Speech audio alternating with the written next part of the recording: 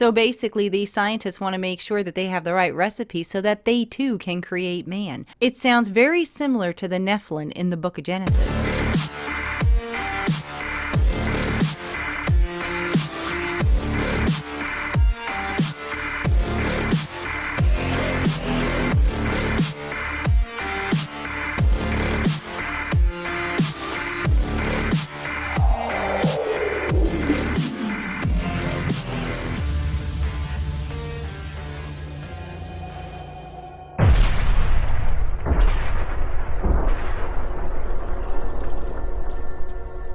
With new rules complicating male-female relationships, scientists claim they may have a solution that will allow the human race to continue with IVG, the manipulation of skin cells to create a baby.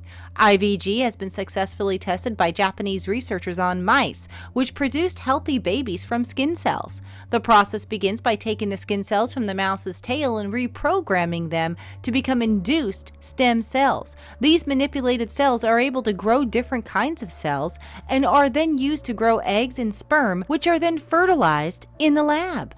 The resulting embryos are then implanted in a womb. Although similar to in vitro fertilization, IVG eliminates the step of needing pre-existing egg and sperm.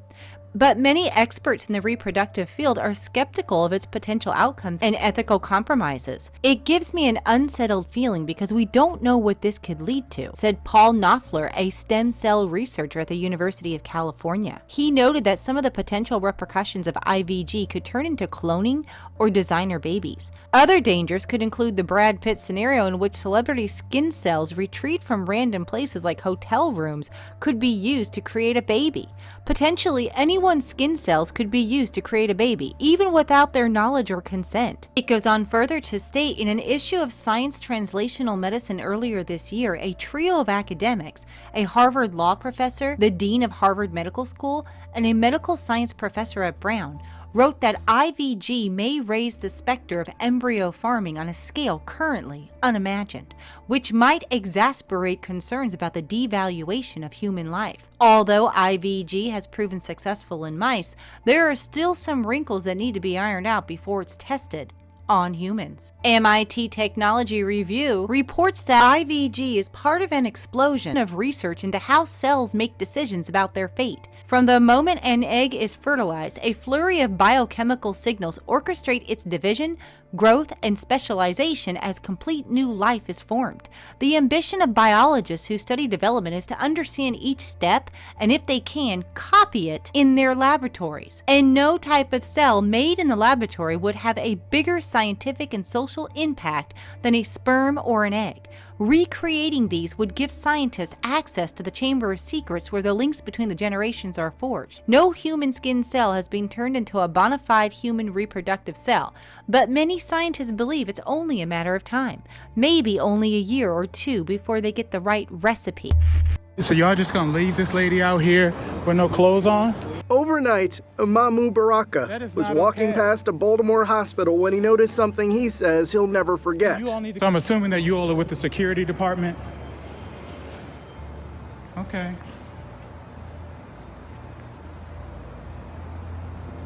Is there a supervisor available? The hospital's security guards had just wheeled a patient to a bus stop, and in the freezing temperatures, they left her there. The only thing she had on was a hospital gown. It's about 30 degrees out here right now. Are you okay? Are you unable to speak?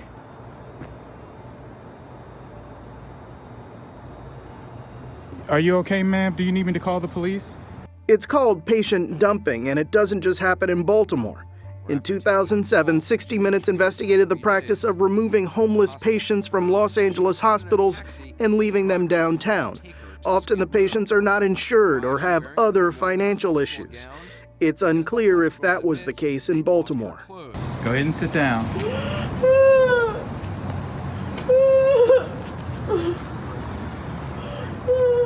Okay, ma'am, go ahead and sit down. Thank you. And I'm gonna call to get you some help. In a statement, the University of Maryland Medical Center said they share the shock and disappointment of many who have viewed the video. In the end, they say we clearly failed to fulfill our mission with this patient. The man who recorded the video called 911. He says medics ended up taking the patient back to the same hospital. Education officials in Ghana were mystified when girls' test scores began dropping in a region of the West African nation. Then they discovered that girls in Ghana's Ashanti region were regularly forbidden to cross the Ofen River to the school in the neighboring central region. The reason? The local river gods were said to ban girls from crossing the river on Tuesdays or if they were on their monthly periods. Now, Central Regional Minister Kwamina Duncan and Ashanti Regional Minister Simon Osemensa will work on building schools for the communities on the Ashanti side of the river. There's an open secret to keeping the line moving at busy New York City lunch spot Two Forks, and owner Michael Kaplan has no problem sharing it. With every cash transaction, the payment process was slowing down significantly. So cash is now off limits at his fast casual restaurant.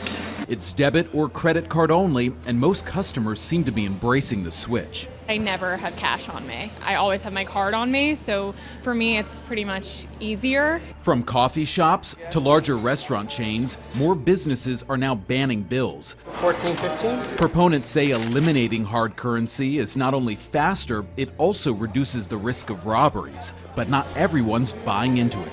Opponents argue these kind of places discriminate against people without cards who may be on low incomes, and in some places efforts are underway to ban businesses from banning cash. Not everybody has plastic.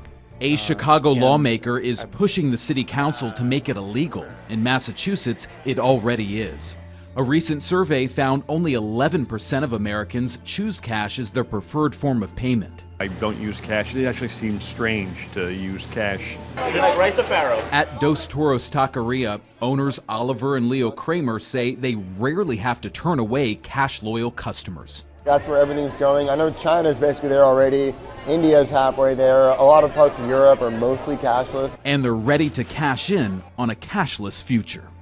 The Philippine Public Attorney's Office has now examined 5 children who died after receiving the Dengvaxia vaccine for dengue fever. The latest child, a 13-year-old boy who died in Bulacan province on January 3rd, showed massive bleeding in the brain.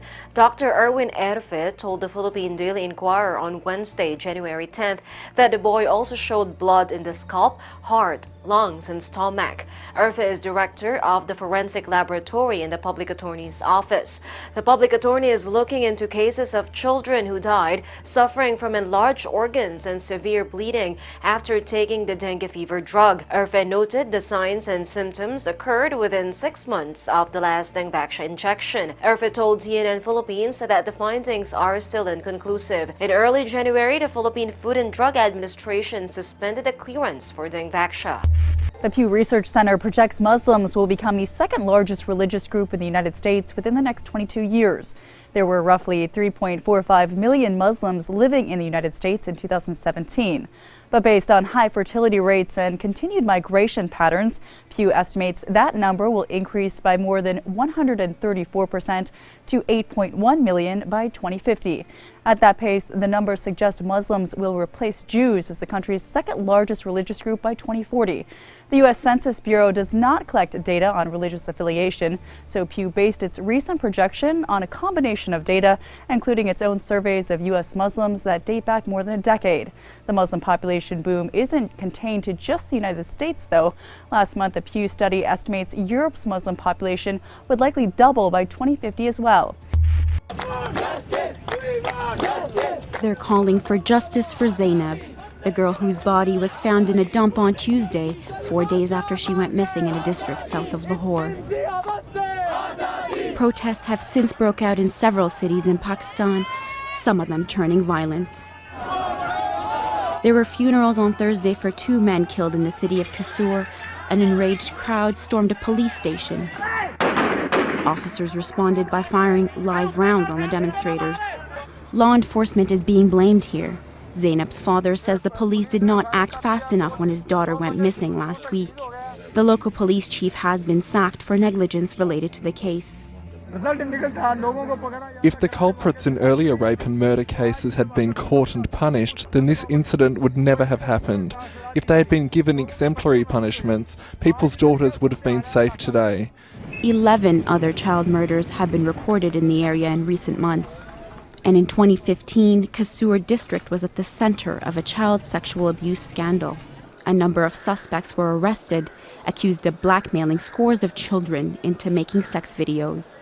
The figures of child sexual abuse, child rape, child sodomy, child murders has soared in the past 3 to 4 years in the district of Kasur. And it seems to me that there is an element of pedophilia gangs and rings. Police say they're still investigating leads in Zainab's murder and have interrogated 227 people in connection with the case. The number one suspect, the man seen here on the security camera with Zainab. It's the last time she was seen alive.